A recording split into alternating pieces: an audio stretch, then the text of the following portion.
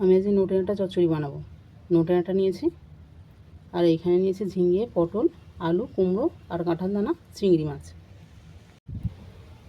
এরপর কড়াতে অল্প করে জল দিয়ে আমি ডাঁটাটাকে ভাপিয়ে নেব। জলের মধ্যে দেবো চিনি, লবণ, হলুদ গুঁড়ো। এরপর দেবো ডাঁটা। যতক্ষণ না এই জলটা শুষে নিচ্ছে ডাঁটার মধ্যে, ততক্ষণ আমি এটাকে ভাপাবো।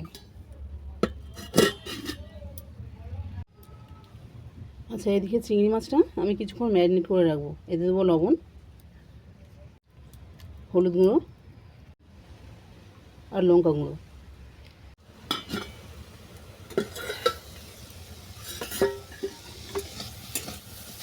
দেখো ডাঁটার জল আমার সব শুষে নিচ্ছে।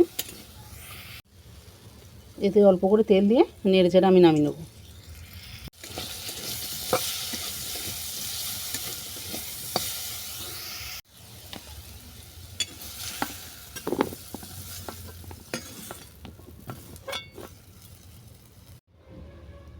এরপর কড়াতে তেল দিয়ে আমি সবজিগুলোকে ভেজে নেব।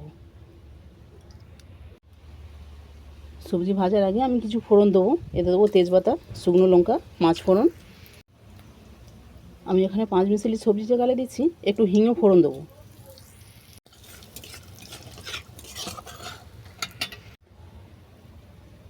ফোড়ন ভাজা হয়ে গেছে, একটা সুন্দর গন্ধ ছেড়েছে। এবার আমি সবজিগুলোকে তুলে দেবো।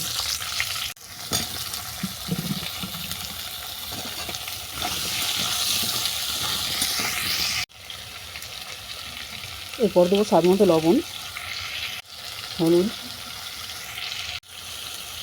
পাঁচ ফোড়ন বাটা,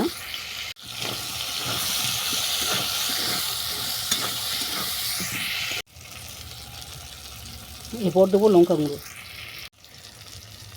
সবজি আমার ভাজা হয়ে গেছে, এবার মশলা বাটা জলটা দিয়ে দেবো।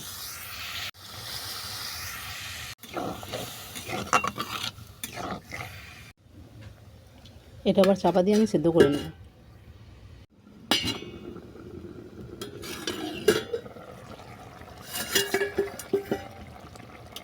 সবজি আমার 3 ভাগ সেদ্ধ হয়ে গেছে।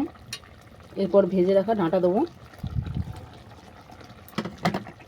আর মেখে রাখা চিংড়ি মাছ।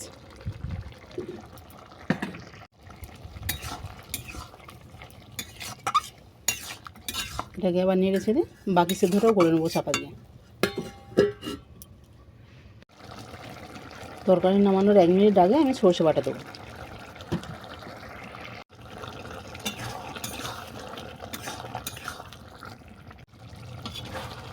তরকারি আমার হয়ে গেছে, এবার আমি নামিয়ে নেব।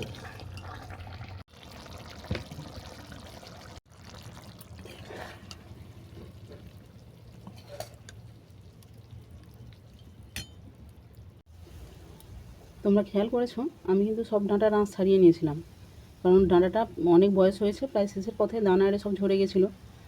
বয়স হয়ে গেলে যে ফেলে দিতে হবে তার কোনো মানে নেই, যত্ন করে বানিয়ে নিলেই হয়। যাই হোক, অনেক কথা হলো। ডাঁটা রান্না আমার কেমন হয়েছে অবশ্যই তোমরা কমেন্ট করে জানিও।